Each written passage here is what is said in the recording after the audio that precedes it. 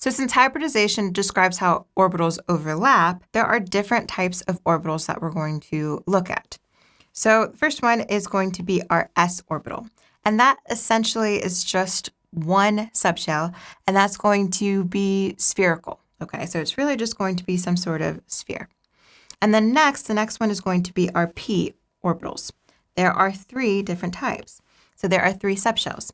So there's px, and then that's going to lie on the x-axis, py, that lands on the y-axis, and then pz, which lands on the z-axis. Okay, so these 2 are actually going to be the most common ones that we're going to talk about and look at for hybridization. The reason for that is because the next one, which is the d orbitals, are very complex, and they're very difficult to draw on a 2D level. So typically with hybridization, we do not look at the d orbitals. It's only s and p. So let's look at